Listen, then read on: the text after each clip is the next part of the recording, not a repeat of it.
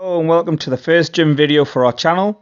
After years of struggling to build that perfect V-shaped back that we all want, I finally started making some progress. So today, together along with Shan, we're going to be covering the best exercises that everyone needs to include in their workouts to build that killer V-shaped back.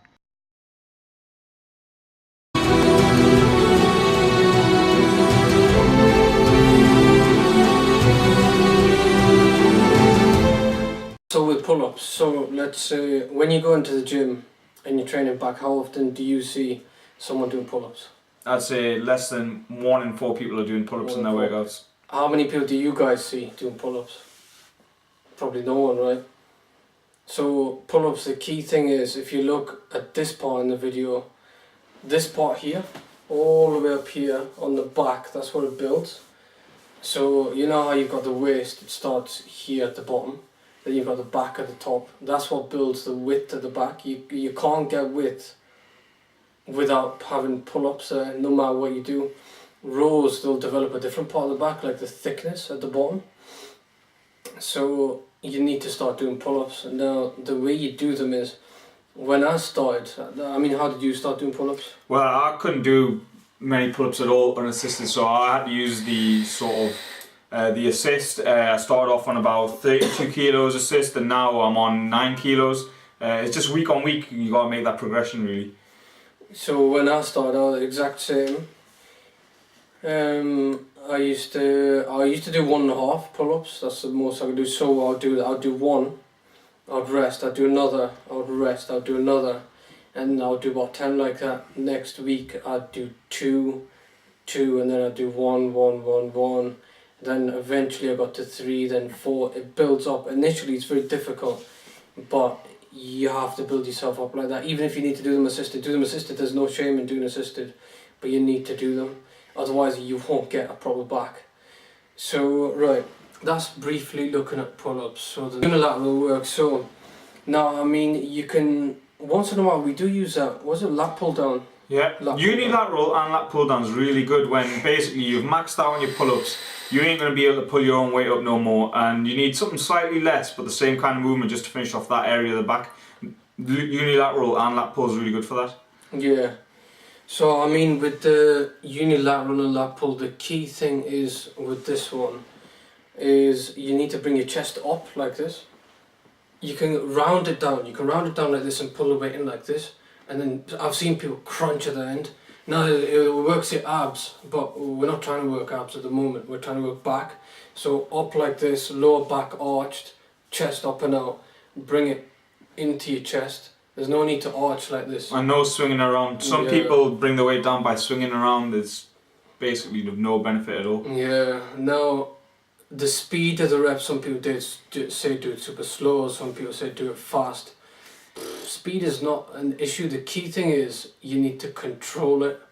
So the muscle that you work in, you need to contract it. If you're working your back, work your back. You need to really stretch it on the way up, all the way to the top, and then nice contraction down at the bottom. I mean, you can see some parts of the video the way I'm doing it. On the way, the negative portion of the rep, you can see how I'm saving it, slowly recoiling it up. And then all of a sudden I'll pull it down and straight back up. Another thing is I don't find a need to pause between your reps. So if you do a rep, there's no need to stop and pause and think about it. Just straight up, straight down, straight up, straight down. That'll tire your muscle out quite severely. So what we've got next on the list here, I think we've got pullovers, right? How many times do you see people do pullovers? I mean, Arnold did them. Apart from that, you don't really see too many people doing them. And how often do you see people doing them a bit, let's say, wrong? People, they'll pull the weight over here. Yep, that's fine, all the way back. Then they'll bring it all the way up here, sort of thing. So if you imagine me. Now what that's doing is, from about here's back, bring it further here. This is all chest right now. So it's resting your back as well. It's resting your back, exactly. That's the key thing. So you want to be bringing it all the way back like I am in the video right now, and I'm bringing it just here, just there, as you can see, and I'm bringing it all the way back and all the way just here, and it keeps constant tension. Now, which part does that work, you're asking? So before we talk about pull-ups, working the back part up here, pullovers tends to build size on this front part here. So when you're doing the front double biceps, that part that sticks out from the front. On pull-ups, it's the back part that sticks out when you do the back. It's essential though for when you get the side profile of a person. Their back will basically look a lot wider.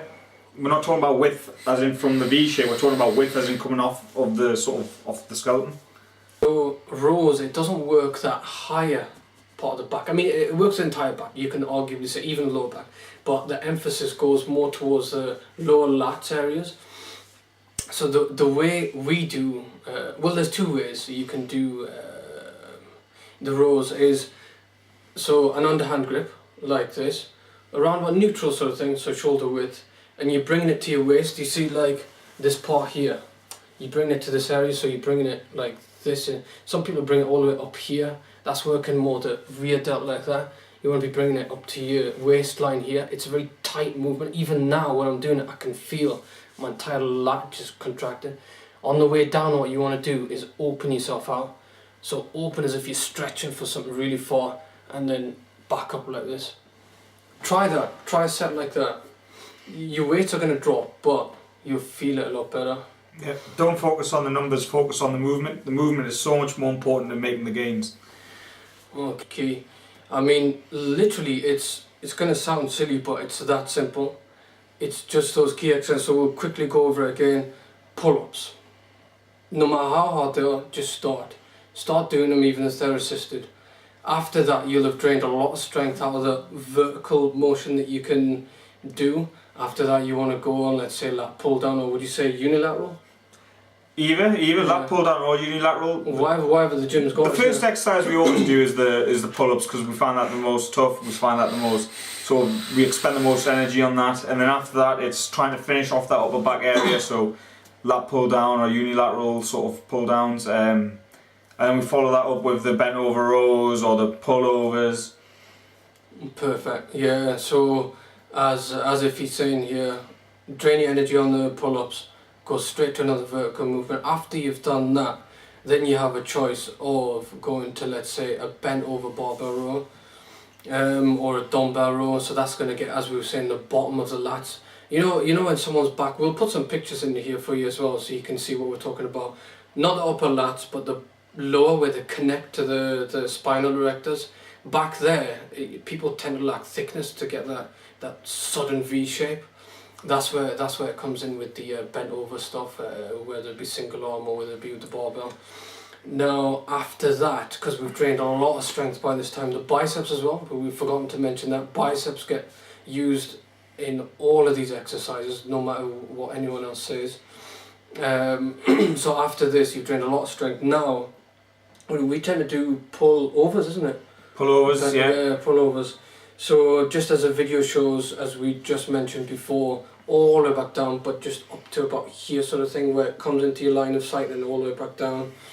Again, the weights are going to reduce, it's going to feel difficult, but honestly, give it a try. The stretch and the lower back, we'll save that for another video altogether, but you know what that's that'll include all the deadlifts, your bent over rows. So guys, let's say that's all. That's pretty much. Do you need to add anything, do you think? That's pretty much the first video. I mean, you're probably a little bit all over the shop, but so if you like anything that we've done here, if you've learned maybe something, or maybe we've done something a little bit wrong, by all means, please leave us a comment. Tell us what we've done right or wrong or anything like that. Consider subscribing, because this guy is going to make a big transformation. I've got clips of him from now, I've got clips of him from before. We've got changes happening. I'm going to make a full, like, what is it, 14 day, 28 day full transformation showing the muscle he's gained and the fat he's lost. Consider subscribing. Why? Because we're going to bring out quality content for you guys. Anything you want to learn, you tell us. Yeah. Anyway guys, thanks for getting this far. Like, comment, subscribe. We'll be back with more tutorials. Thanks for watching, guys. Oh, this whole thing has changed. The angle is all wrong. I'm not in the shot anymore. Open left, right, more left. Okay, so how to do this. So what do you have to say? So Make the script then? Nah, no script, bro. It's all got to be off script. Otherwise, it's natural. You'd be like, yeah, it's essential because blah blah blah blah. You know what I mean? Blah blah blah blah. Blah blah blah blah.